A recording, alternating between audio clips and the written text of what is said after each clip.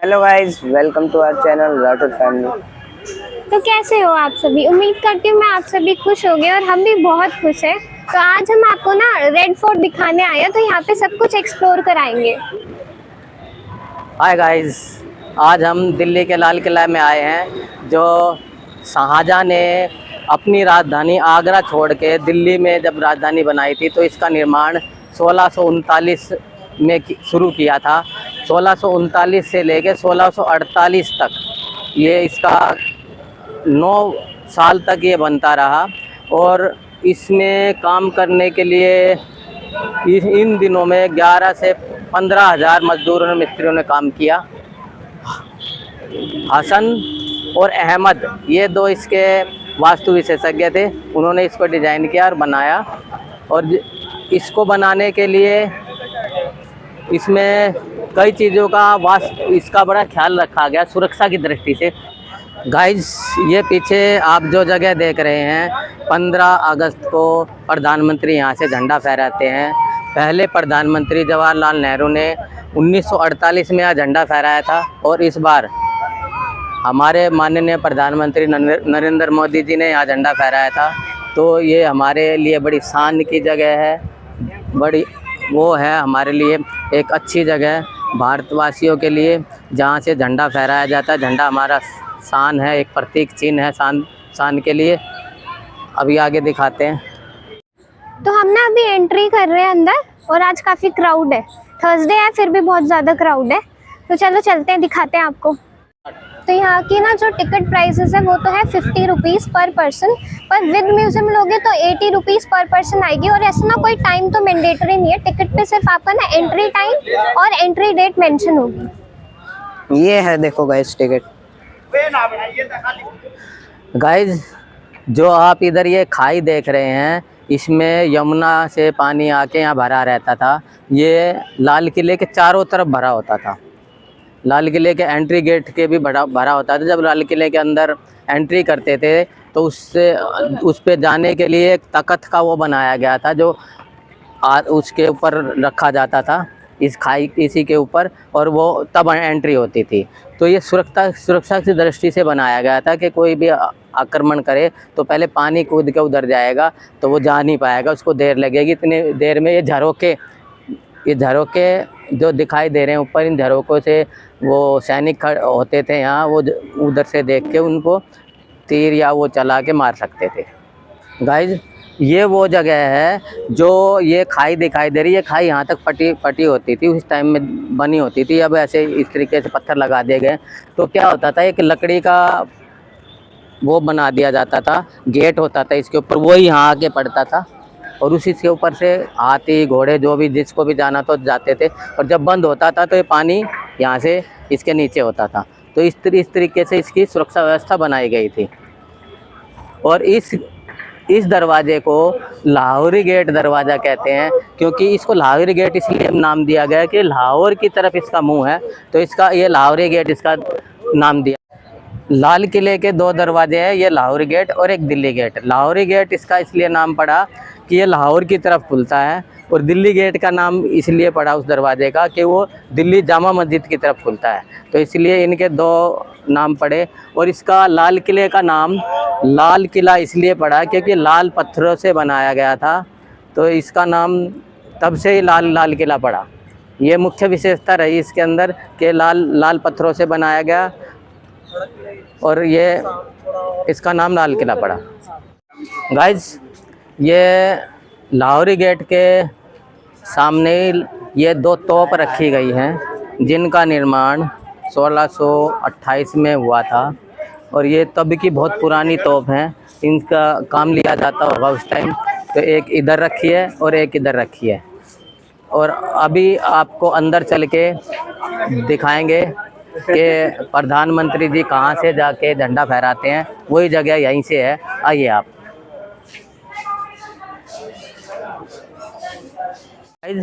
ये जो आप स्टेयर देख रहे हैं, इधर से माननीय प्रधानमंत्री जी ऊपर जाके, और वो स्थान देख रहे हैं वहाँ झंडा फहराते हैं 15 अगस्त को। ये वही जगह है जहाँ प्रधानमंत्री जी 15 अगस्त को झंडा फहराते हैं लाल किले के प्राचीर से।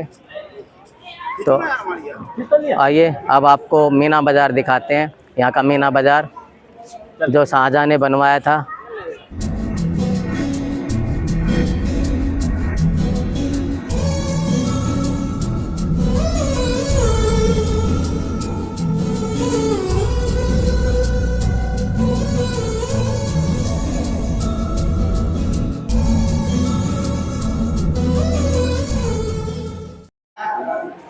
गाइज अब हम मीना बाज़ार के अंदर जा रहे हैं। ये वह जगह है जो शाहजहाँ ने अपनी जो राज दरबार की महिलाएं थी और औरतें थी उनके लिए ख़रीदारी के लिए बाज़ार बनाया गया था। इस बाज़ार के अंदर पुरुषों का आना मना था और महिलाओं के लिए जो भी वस्तुएं होती हैं, जो भी श्रृंगार का सामान होता है, वो यहाँ उस टाइम भी अवेलेबल होता था और आज भी अवेलेबल है। आज भी आप देख ही रहे होंगे कि यहाँ सारी वो चीज़ें हैं जो महिलाओं की ज़रूरत की हैं और ये बहुत ही अच्छा बाज़ार है मीना बाज़ार। चूड़ी, शॉल और चूड़ा, पर्स वगैरह ये सभी चीज़ें यहाँ मिलती हैं।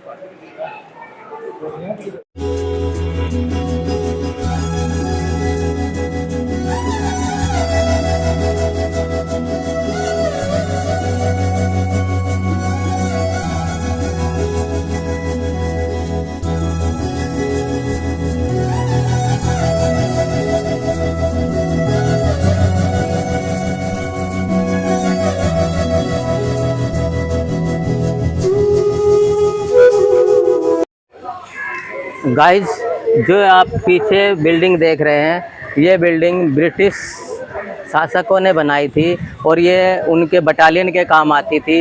ये 1857 से लेके 1947 तक उन्हीं के पास रही और ये अपने बटालियन के मुख्यालय था, उसके रूप में इसको चलाते रहे। अब इसमें म्यूज़ियम बना हुआ है, म्यूज़ियम अंदर है, तो अभी जाके दिखाएंगे आप इसके अंदर क्या क्या रखा गया है, उसी ज़माने का या अभी का कुछ रखा हुआ है, तो दिखाते हैं आपको चल के।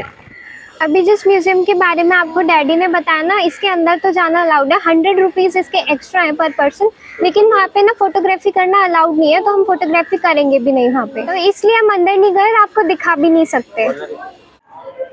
जिसको नौबत खाना कहते हैं। नौबत खाना वो जगह होती थी जब कोई बादशाह, मंत्री या उसका कोई बड़ा पदाधिकारी आता था, तो यहाँ ढोल और नगाड़े बजा के दरबारियों को और प्रजा को वो सावधान किया जाता था कि वो बादशाह आ रहा है, मंत्री आ रहा है। तो उस तरीके के यहाँ वाद्य यंत्र रखे होते थे, ढोल नगाड़े वो बजते थे, तो वो सब सावधान हो जाते थे। ये वो जगह है, इसको बोलते हैं नौबत खाना। गाइज ये वो जगह है कि पहले ज़माने में कहते हैं ना, धीरे बोलो कि दीवारों के भी कान होते हैं। मैं यहाँ से बोलूँगा, मेरी बेटी रिद्धि वहाँ है, उसको सुनाई देगा बिल्कुल। ये ऐसा कम्युनिकेशन का माध्यम है कि उस टाइम पे इस तरीके से इमारत बनाई जाती थी कि सबको सुनाई देता था। रिद्धि क्या कर रहे हो बेटा? मुझे सुनाई दिया, बहुत ही क्लियर आवाज़ है, जैसे माइक में आती है ना, सेम आवाज़ थी, वही सेम। अब बोलियो बेटा। हेलो, हम यहाँ पे वीडियो बना रहे हैं। अच्छा बेटा। हाँ, बहुत ही ज़्यादा क्लियर आवाज़। आपकी मम्मी क्या कर रही है घर? मम्मी घर पे अभी। बहुत क्लियर आवाज़ थी, सच में बहुत अच्छी आवाज़ आ रही है। चलो आप।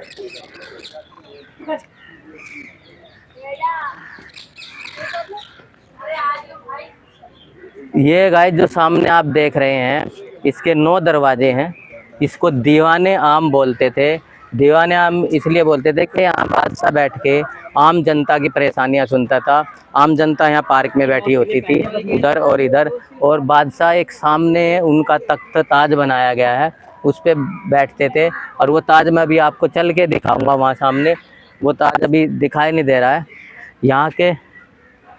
यहाँ की 2 ही चीज़ मशहूर थी, एक तो मयूर सिंहासन और एक कोहिनूर हीरा। मयूर सिंहासन और कोहिनूर हीरा ये नादिर शाह ने जब हमला किया दिल्ली के ऊपर, तो वो दोनों ही चीज़ यहाँ से उठा के ले गया, कोहिनूर हीरा और मयूर सिंहासन, जो अभी हमारे पास है नहीं दोनों चीज़ें। ये सिंहासन दिखाऊंगा मैं जहाँ शाहजहाँ बैठते थे और आम जनता की फरियाद सुनते थे। दीवाने आम है, यहाँ वो जगह है जहाँ पर बादशाह शाहजहाँ अपना दरबार लगाते थे। यहाँ उनके मंत्रीगण बैठते थे और बादशाह जहाँ बैठते थे वो सिंहासन है। यहीं पर बादशाह का मयूर सिंहासन रखा था और यहीं पर कोहिनूर हीरा था। ये अब भी आपको दिखाई दे रहा होगा सफ़ेद रंग का ये बैठने का स्थान जहाँ शाहजहाँ बैठते थे और सामने प्रजा बैठती थी। उनकी आम शिकायत जो उनकी परेशानियाँ होती थी वो यहाँ बैठ के सुनते थे।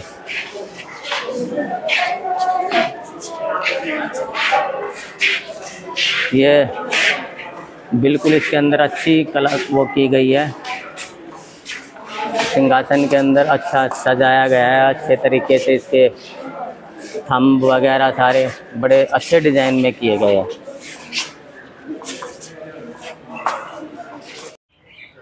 गाइस ये जो रास्ता है ये यहाँ से बादशाह ऊपर जाते थे, जो सामने हमने दिखाया दीवाने आम में, वहाँ जाते थे। ये वही रास्ता है। पहले ज़माने में ये चांदी का दरवाज़ा होता था, अब ये लोहे का है। ये ऊपर सीढ़ियों से जाते थे बादशाह, बिल्कुल सीढ़ियाँ ऊपर तक गई हुई हैं। ये यहीं से आना और यहीं से जाना, यही रास्ता था। ये सामने जो दिखाई दे रहा है ये रंग महल है। रंग महल में नाच गाने का प्रोग्राम होता था। अब जो भी कल्चरल एक्टिविटी होती थी वो इस रंग महल में होती थी। यहाँ पर वाद्य यंत्र बजते थे, नर्तकियाँ नाचती थी, डांस करती थी। ये वो जगह है। इसके सामने ये तालाब बनाया गया है। उस टाइम में इसमें पानी भरा होता था, कमल के फूल खिले होते थे और फुहारे ऐसी टेक्निक से कि जो उस टाइम पे इलेक्ट्रिसिटी नहीं थी, विदाउट इलेक्ट्रिसिटी के ये चलते थे। एक ऐसा फ्लो बनाया जाता था पानी का। और शीश महल है जिसमें कलाकार जो अपना मेकअप करते थे, अपना कपड़े जो वगैरह जो परिधान पहनते थे वो बदलने का एक स्थान है। इसको वो शीश महल है। और रंग महल में शीश महल है और उधर पुरुष बैठते थे, महिला एक तरफ पुरुष, वो बैठने का स्थान है। और इसके चारों तरफ एक वो बनाया गया है कि पानी का ऐसा मुगलों ने बनाया था जिससे इसके अंदर गर्मी ना हो। गाइस ये खास महल है। राजा और उनकी बेगम के रहने के लिए, बादशाह और बेगम के रहने के लिए ये जगह है। इस तरफ यमुना की तरफ जो बनाया गया था रहने का स्थान, वो झरोखे थे, उसमें ठंडी हवा आती थी यमुना की तरफ से, तो इसलिए वो गर्मियों में रहने के लिए स्थान था। इस तरफ वाला ये सर्दियों में रहने के लिए अपना वो प्रयोग में लाते थे। ये स्थान खास महल राजा और रानी के रहने के लिए, बादशाह और बेगम के रहने के लिए एक ख़ास जगह थी जो गर्मियों में सर्दियों में अपने प्रयोग के लिए रखते थे। ये वो स्थान है जहाँ बादशाह और बेगम अपना टॉयलेट बाथरूम के लिए यूज करते थे। एक सब हमाम बोलते थे उस टाइम पे। तो ये सफ़ेद दरवाजे दोनों वही हैं, लेडीज़ और जेंट्स हमाम बोलते थे उस ज़माने में बाथरूम को। तो ये वो जगह है। जो आप ये देख रहे हो मेरे पीछे, ये मोती मस्जिद है। और इस मस्जिद को बनवाने के लिए ना उन्होंने जो पैसे थे वो अपने किसी भाई से नहीं लिए थे, उन्होंने खुद ही ये मस्जिद बनवाई थी।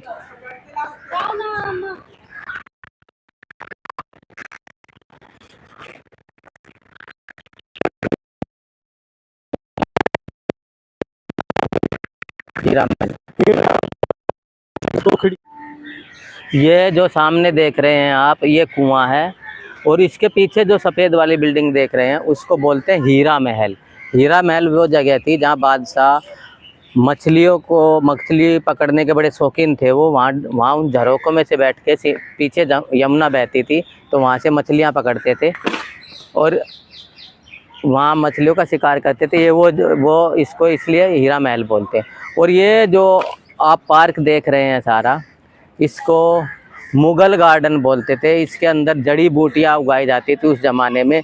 तो उस ज़माने में जब किसी को कोई भी खांसी जुकाम बुखार या कोई भी बीमारी होती थी तो इस मुगल गार्डन में वो सब जड़ी बूटी उपलब्ध होती थी और वो यहाँ उगाई जाती थी। तो इस मुगल गार्डन का उस ज़माने में इसलिए प्रयोग किया जाता था। जो उनका अपना तरीका था मुग़लों का, तो ये उनका गेस्ट हाउस एक तरीके सा मेहमान खाना, मेहमानों के लिए रहने के लिए जगह वो था। सामने मुग़ल गार्डन, पीछे यमुना और उसका नज़ारा बेहतरीन, बहुत ही अच्छा लगता था। तो वहाँ मेहमानों के लिए रहने के लिए जगह बनाई गई थी। गाइज, ये जो आप देख रहे हैं सफ़ेद महल, इसको बोलते थे सावन।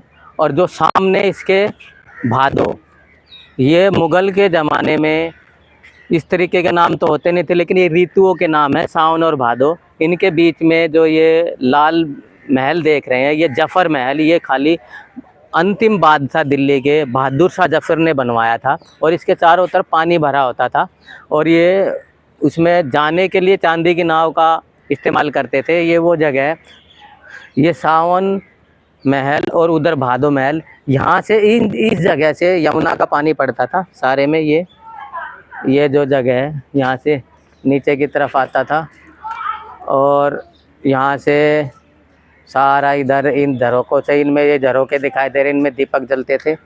और इधर सारे में ये फाउंटेन लगे होते थे और पानी बहता था।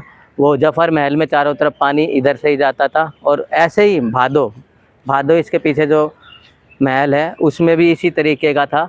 और ये बहुत ही अच्छा नज़ारा लगता था यहाँ का।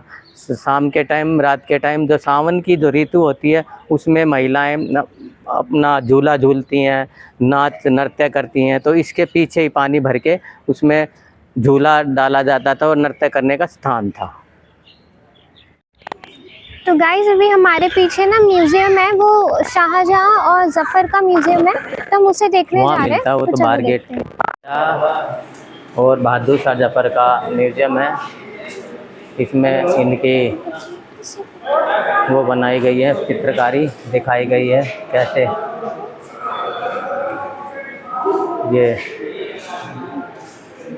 ये सैन्य विद्रोह, उस ज़माने की तलवार जो शाहजहां युद्ध कर, इसको नाना साहेब पेशवा की तलवार है। ये नाना साहेब पेशवा की तलवार ये यहाँ म्यूजियम में रखी गई है। ये उस ज़माने के तीर कमान, इस तरीके के तीर कमान होते थे। इसके जो तीर की जो नोक पे जहर लगा होता था, ये सारे पीतल और तांबे से निर्मित हैं।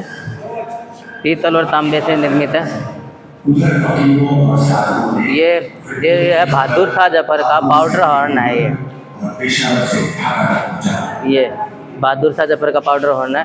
ये वो लिपि है जो उनके लिखे हुए पत्थर, उस टाइम के जो भी लिखा हुआ था। 1857 का पत्र है ये 1857 में लिखे हुए पत्र।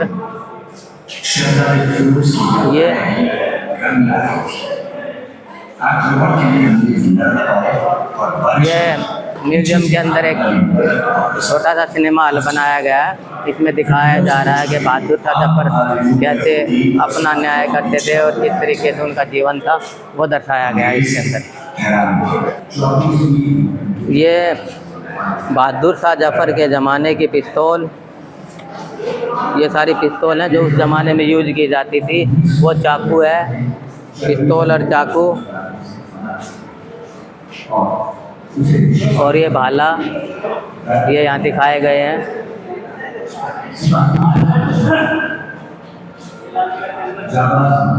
ये बड़ी बंदूक है, ये कुल्हाड़ी है, इसके साथ राइफल बोलते थे इस बड़ी बंदूक को। ये कुल्हाड़ी, ये उस ज़माने के हथियार हैं, उस ज़माने के हथियार हैं। ये आप देख ही रहेंगे, इस ज़माने में ऐसे हथियार यूज़ किए जाते थे। ये बहादुर शाह जफर की तलवार और म्यान रखी गई है और ये वो गोले रखे गए हैं। जो दागे जाते थे तोप के अंदर, ये वो गोले हैं, ये यहाँ रखे गए हैं। ये सामने जो कपड़े इनके पहने जाते थे, राजशाही वस्त्र, बहादुर शाह जफर का राजशाही वस्त्र है ये दोनों, ये यहाँ दिखाए गए हैं बहादुर शाह जफर के वस्त्र।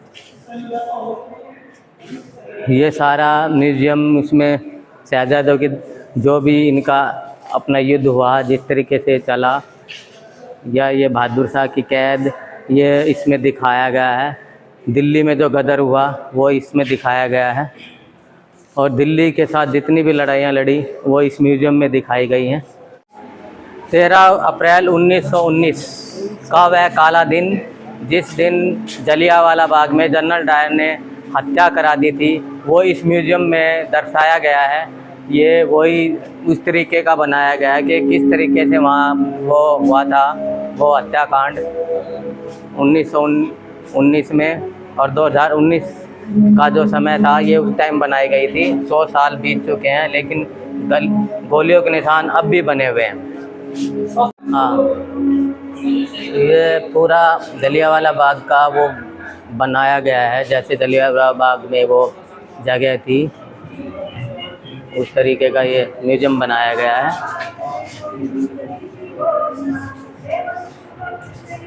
और वे जो शहीद हुए, जलियांवाला बाग स्मारक का प्रतिरूप है एक तरीके का। 1961 में राजा डॉक्टर राजेंद्र प्रसाद ने जलियांवाला बाग स्मारक का उद्घाटन किया। यह स्मारक उन शहीदों के बलिदान का प्रतीक है जिन्होंने 13 अप्रैल 1919 को अमृतसर में जलियांवाला बाग में जनरल डायर के आदेश पर हुए गोलीकांड में अपनी जान गंवा दी थी। जलियांवाला बाग हत्याकांड से पूरा देश सतर्क था, लेकिन देशवासियों के क्रोध को दिशा मिली। ये म्यूज़ियम सुभाष चंद्र बोस की याद में बनाया गया है। सुभाष चंद्र बोस जो आज़ाद हिंद के ऐसे सिपाही थे जिन्होंने एक आज़ाद हिंद फौज बनाई थी, वो ये संग्रहालय है। नरेंद्र मोदी जी ने 23 जनवरी 2019 का इसका उद्घाटन किया था। अभी अंदर चल के दिखाएंगे इसमें क्या क्या है। फौज के एक सिपाही का परिचय पत्र है जो यहाँ दिखाया गया है। ये नारायण सिंह आज़ाद हिंद फौज में सिपाही थे, उनका ये दिखाया गया है। ये कमांडर थे बाद में, उनका ये परिचय पत्र है। फौज के पदक दिखाए गए हैं जो उनके सैनिकों को दिए जाते थे, वो पदक हैं। ये उस ज़माने का 100 का नोट और 10 का नोट जापानी है। ये दोनों चीज़ें जापान की करेंसी है। जहाँ आज़ाद हिंद फौज का गठन सुभाष चंद्र बोस ने जापान में किया थे, वहाँ के नोट का वो है, यहाँ दर्शाया गया, दिखाया गया है।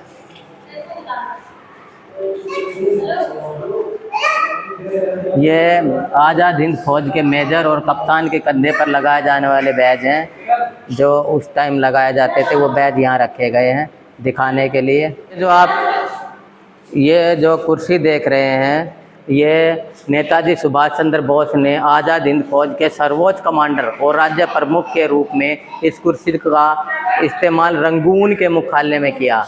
इस ऐतिहासिक कुर्सी को भारत में नेताजी के भतीजे अमियानाथ के द्वारा लाया गया, जो 1980 में बर्मा के भारतीय राजदूत थे। ये नेताजी सुभाष चंद्र के बोस के यहाँ फ़ोटो लगाए गए हैं गैलरी में। ये नेताजी सुभाष चंद्र बोस और उनके पिता जानकीनाथ अपने पिता के साथ हैं। और ये प्रभाव और प्रेरणा स्वामी विवेकानंद, राम कृष्ण परमहंस और बाबू बेनी माधव दास, इनके भी यहाँ प्रदर्शनी में फ़ोटो लगाए गए हैं। यहाँ इंडियन नेशनल आर्मी जो थी उसके डॉक्यूमेंट्स यहाँ रखे हुए हैं। इसके अंदर सारे सजो के उस टाइम के यहाँ दिखाया गया, झंडा कैसा था, उनके तमगे कैसे थे, बैज कैसे थे। और ये बुक्स है एक जो लिखी गई थी उस ज़माने में, ये सब दिखाया गया है यहाँ। और उनकी जो टोपी थी, टोपी कैसी लगाई जाती थी, ये है सब, ये दिखाया गया है इसमें। तो हमने ना अभी ये सुभाष चंद्र बोस जी का म्यूजियम देखा और ये बंद होने वाला है। इसकी एग्जैक्ट टाइमिंग ना बंद होने की शाम को 5 बजे। तो यहाँ पे ना रिफ्रेशमेंट के लिए एक छोटा सा किला कैफेटेरिया है इसका नाम। यहाँ पे आप छोटा मीटर जो भी मील लेना है आपको थोड़ा, वो आप ले सकते हो। तो अभी गाइस हम सारे घूम लिए हैं, सारी जगह म्यूजियम भी देख लिया है, सब कुछ देख लिया है। तो अब हम घर जा रहे हैं, और अगर आप हमारे चैनल पर नए आए हैं तो प्लीज़ हमारे चैनल को सब्सक्राइब ज़रूर कर लेना, बेल आइकन को प्रेस कर लेना, ताकि जितने भी न्यू अपडेट्स हैं वो टाइम टू टाइम आपको मिले। और प्लीज़ कमेंट करके ज़रूर बताना आपको हमारी ये वीडियो कैसी लगी, और आपको वीडियो में क्या पसंद आता है, नेक्स्ट लोकेशन आप कौन सी चाहते हो हम कवर करें, वो भी कमेंट में बताना। हमसे जितना हो सकेगा हम सारी लोकेशंस को कवर करेंगे। गाइज आप भी आएँ, अपनों बच्चों को लाएं, दोस्तों को लाएं, और इस लाल किले का दर्शन कराएं, दिखाएं लोगों को कि ये मुग़ल कालीन मुग़लों ने कैसा बनाया था, और उसके बाद अंग्रेज़ों ने इसमें क्या क्या किया। और यहाँ जो म्यूज़ियम बनाए गए हैं सुभाष चंद्र बोस का और शाहजहाँ का, जफ़र का, वो देखने ही लायक हैं। वो आप आके देखें, और हमारे चैनल को लाइक करें और सब्सक्राइब करें। और प्लीज़ कमेंट करके ज़रूर बताना आपको हमारी ये वीडियो कैसी लगी। ढेर सारे कमेंट्स करना, क्या अच्छा लगा, क्या गलत लगा, सब कुछ बताना। अगली बार ट्राई करेंगे सब चीज़ ठीक भी करें। Thank you for watching this video.